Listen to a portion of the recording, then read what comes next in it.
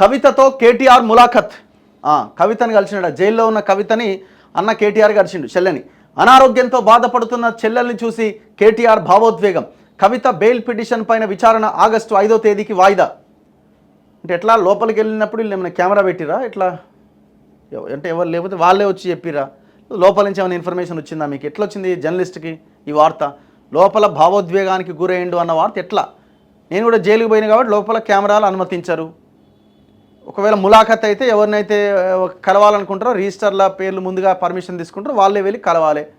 ఇప్పుడు నేను కూడా జైల్లో ఉన్నప్పుడు చాలామంది వచ్చి నన్ను, సరే అప్పుడు కరోనా కాబట్టి కలవలేకపోయారు అనుకుందాం, సరే అట్లీస్ట్ ఫ్యామిలీ మెంబర్స్ అడ్వకేట్ వచ్చి కలుస్తాడు. మా ఇద్దరికి తప్ప ఇంకా మూడో వ్యక్తికి తెలియదు కదా భావోద్వేగానికి గురైంది. మరేమో ఇక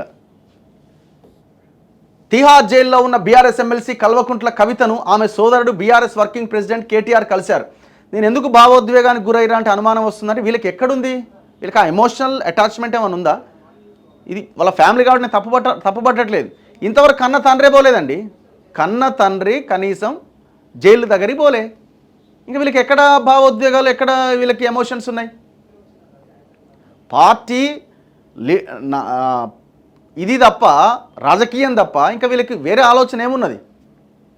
సోమవారం ఉదయం జైలుకు, ఇంకొకటి పాయింట్ మన చదువుతా అంటే గుర్తొస్తా ఉన్నాయి, ఇంకొక పాయింట్, ఫోన్ ట్యాపింగ్ విషయంలో వీళ్ళే ట్యాప్ చేసుకున్నారు.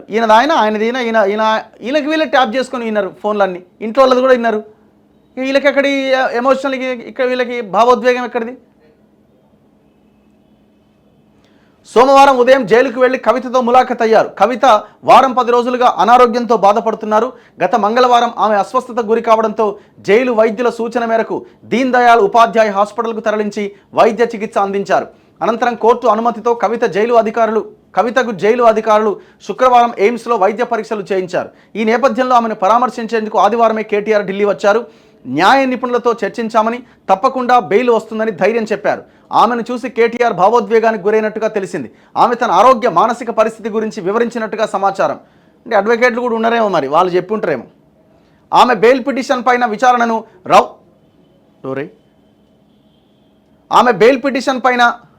విచారణను రౌజ్ అవెన్యూ కోర్టు ఆగస్టు 5వ తేదీకి వాయిదా వేసింది. ఆమెతో పాటు మరో 4 ప్రమేయం పైన సిబిఐ అనుబంధ ఛార్జ్షీట్ను పరిగణలోకి తీసుకుంటున్నట్టుగా ప్రకటించింది. 26వ తేదీన విచారణ చేపడతామని తెలిపింది. పార్టీ ఫిరాయింపులపైన సుప్రీంకోర్టుకు బీఆర్ఎస్ ఎమ్మెల్యేల ఫిరాయింపులపైన ఆ పార్టీ సుప్రీంకోర్టును ఆశ్రయించే పనిలో ఉంది. ఈ విషయమై కేటీఆర్ 2 రోజులుగా సుప్రీంకోర్టు సీనియర్ న్యాయవాదులతో చర్చలు జరుపుతున్నట్టుగా సమాచారం. దానం నాగేందర్, తెల్లం వెంకట్రావు ఫిరాయింపులపైన హైకోర్టులో దాఖలైన పిటిషన్లపైన తీర్పు వచ్చే వరకు వేచి చూడాలా, లేక ముందే సుప్రీంకోర్టును ఆశ్రయించాలా అనే అంశాలపైన చర్చిస్తున్నారు. న్యాయవాదులు సూచిస్తే 2-3 రోజుల్లో బీఆర్ఎస్ తరపున సుప్రీంకోర్టులో పిటిషన్ వేయాలని యోచిస్తున్నారట. సో ఇక్కడ పాయింట్ ఏంటి, ఇక కవితని కేటీఆర్ ములాఖత్ ఇవి నడుస్తూనే ఉన్నాయి. నేను అనుకోవడం ఈమె మరి అతి త్వరలో ఏమైనా బెయిల్కి మీద రాబోతుందా అంటే, సుప్రీంకోర్టు మొన్న ఇది రౌజ్ అవెన్యూ కోర్టు బెయిల్ పిటిషన్కి సంబంధించి వాయిదా వేసింది ఆగస్టు 5వ తేదీకి. ఇవాళ ఎంత 23 అంటే ఇదో 7 రోజులు, అదొక 5 రోజులు, మళ్ళీ ఇంకొక 12-15 రోజుల దాకా మనకు అవకాశం లేదు. అండ్ ఇంకొకటి, ఇలా 2 కేసులు ఉన్నాయి. మొన్న కూడా కేజ్రీవాల్ ఏమైంది, ఓ కేసులో బెయిల్ వచ్చినా ఆల్రెడీ సిబిఐ కేసు ఉంది కాబట్టి ఆయనకి బయటికి రాలేకపోయిండు. ఈమె మీద కూడా 2 ఉన్నాయి, ఈడీ ఉంది, సిబిఐ ఉంది. ఒకవేళ ఒక దాంట్లో వచ్చినా ఇంకో దాంట్లో మళ్ళీ. కాకపోతే ఇప్పుడు మరి ఒకవేళ అవకాశం ఉంటే నేను అనుకోవడం 1-2 నెలల తర్వాత ఏమైనా అవకాశం ఉంటే ఉండొచ్చేమో. ఏదో జరుగుతున్నది మొత్తానికైతే. వీళ్ళు చాలా సీరియస్ ప్రయత్నాలు చేస్తున్నారు, అడ్వకేట్లని, కేంద్రంలో ఉన్న వాళ్ళని కలవడము. ఎందుకంటే మన కేటీఆర్ అని హరీష్ రావు దాదాపు 6 రోజులు ఢిల్లీలోనే ఉన్నారు. దేనికోసం? ఈ వ్యవహారమే. ఎట్లయినా చేసి కాపాడండి, ఇక వదిలేయండి, అయిపోయింది. మీ ఫోన్ కూడా ట్యాప్ చేసినాం, మీ కాలు మొక్తాం, మీ కడుపులో తలకాయ పెడతాం, ఏం చేయడానికైనా మేము సిద్ధంగా ఉన్నాం, దయచేసి వదిలేయండి అని బతిలాడుకుంటున్నారు. ఏమైందో చూడాలి. ఈ పార్టీ ఫిరాయింపుల మీద మనం ప్రధానంగా దీని మీద ఫోకస్ చేయాల్సిన అంశం ఏంటంటే, సుప్రీంకోర్టు గతంలో చెప్పింది, స్పీకర్ అనర్హత పిటిషన్లని ఎక్కువ కాలం దగ్గర పెట్టుకోవడానికి వీల్లేదు, 3 నెలల్లోపు జడ్జిమెంట్ ఇచ్చేయాలి, ఎస్ ఆర్ నో అని సుప్రీంకోర్టు కూడా చెప్పింది గతంలో. సరే, స్పీకర్ పరిధిలో అంశం, అసెంబ్లీకి సంబంధించిన వ్యవహారాల్లో కోర్టుల జోక్యం ఎంతవరకు అన్నది ఒక చర్చ, పెద్ద క్వశ్చన్ మార్క్ ఉన్నప్పటికీ ఈ మధ్యకాలంలో కోర్టులు చాలా గొప్పగా రెస్పాండ్ అవుతున్నాయి.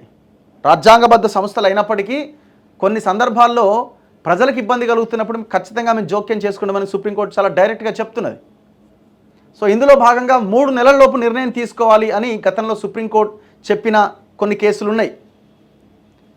సో ఈ పరిస్థితుల్లో ఒకటి రెండు ఇన్సిడెంట్స్ కూడా జరిగినాయి. ఒక ఆయన ఆమ్ ఆద్మీ పార్టీ ఎమ్మెల్యేగా ఉండి ఆమ్ ఆద్మీ నుంచి మళ్ళీ బీజేపీలో పోయి అక్కడి నుంచి ఎంపీగా పోటీ చేసి మళ్ళా చేసరికి ఆయన అనర్హత వేటుపడ్డది. హిమాచల్ ప్రదేశ్లో కూడా సేమ్, కాంగ్రెస్ నుంచి బీజేపీలోకి పోయి మళ్ళీ రిటర్న్ కాంగ్రెస్లోకి వచ్చేలో వాళ్ళ మీద అనర్హత వేటుపడ్డది. సో ఇట్లా ఇప్పుడు ఈ 90 రోజులు కూడా వీళ్ళది కంప్లీట్ అవుతున్నది. పిటిషన్ వేసి కూడా ఎవరిది, దానం నాగేందర్ది, తెల్లం వెంకట్రావుది దగ్గరికి వస్తున్నట్టుంది అటు ఇటుగా. సో ఈ సిచ్యువేషన్లో వీళ్ళ మీద ఫస్ట్ వేటుపడే అవకాశాలు ఎక్కువగా కనిపిస్తున్నాయి. నేను ముందు నుంచి ఇప్పుడు ఆల్రెడీ మనం స్టార్ట్ చేసినాం. ఉప ఎన్నికలు రాబోతున్నాయి అన్నది నేను అనుకోవడం అయితే 100%, దాంట్లో ఏం డౌట్ కనబడట్లేదు. ఒకవేళ రావద్దు అనుకుంటే 16 మంది ఎమ్మెల్యేలు, ఇంకా మిగిలిన 16 మంది 28 ఉన్నారు ఇప్పుడు బీఆర్ఎస్కి, అందులో 16 మంది ఎమ్మెల్యేలు రావాలి. అప్పుడు ఇప్పుడు చేరిన 10 మందితో 26 మంది అవుతారు. అప్పుడు బీఆర్ఎస్ ఎల్పీ విలీనం అవుతుంది. కానీ అది సాధ్యమయ్యే అవకాశాలు కనబడట్లే. ఎందుకంటే మీరు చూడండి, ఇప్పుడు ఈ సుప్రీంకోర్టులో ఈ ఓటుకు నోటు కేసులో పిటిషన్ వేసిన వాళ్ళలో కూడా ఎవరు, జగదీష్ రెడ్డి ఉన్నాడు, ఈయన కోరుట్ల సంజయ్ ఉన్నాడు, ఇట్లా 4-5 ఎమ్మెల్యేలే ఉన్నారు. సత్యవతి రాథోడ్ ఆమె కాదు కానీ మిగతా వాళ్ళు ఉన్నారు. అండ్ కౌశిక్ రెడ్డి, కేటీఆర్, హరీష్ రావు, కేసీఆర్, వీళ్ళంతా ఎమ్మెల్యేలు ఉన్నారు. సో వీళ్ళంతా రావడానికి అవకాశాలు చాలా తక్కువ. అందుకే ఆ 16ని రీచ్ అవ్వడం అన్నది కనబడట్లేదు ఎక్కడా కూడా. కొంతమంది వస్తామంటున్నారు. ఇప్పుడు సుధీర్ రెడ్డి ఉన్నాడు, ఎల్బీ నగర్ ఎమ్మెల్యే, రావడానికి సిద్ధంగా ఉన్నాడు. ఆయన ఒక 4-5 ఎమ్మెల్యేలను అందరం కలిసి వస్తాం, నేను చూసుకుంటా, కానీ నాకు మంత్రి పదవి ఇవ్వాలంటుండు. ఆల్రెడీ రేవంత్ రెడ్డి ప్రకటన చేసినాడు, ఓన్లీ కాంగ్రెస్ బీఫామ్ మీద గెలిచిన ఎమ్మెల్యేలకు మాత్రమే మేము మంత్రి పదవులు ఇస్తామని. ఈడ తలసాని శ్రీనివాస్ యాదవ్, నేను ఒక 3 ఎమ్మెల్యేలతో కలిసి వస్తా, నాకు మంత్రి పదవి కావాలంటుండు. ఆయన అఖిలేష్ యాదవ్తోని డీల్ నడిపిస్తూ ఉన్నాడు. మరి మంత్రి పదవి ఇచ్చే అవకాశం ఉందా? లేదు. మరి లేకపోతే వాళ్ళు ఎందుకు వస్తారు? రారు. సో ఇట్లా మొత్తానికైతే బై ఎలక్షన్ రావడానికి అవకాశాలు ఎక్కువగా కనిపిస్తున్నాయి. నేను అనుకోవడం ముందుగా ఈ దానం నాగేందర్ మీద అయితే పక్కా వేటుపడే అవకాశం ఉంది.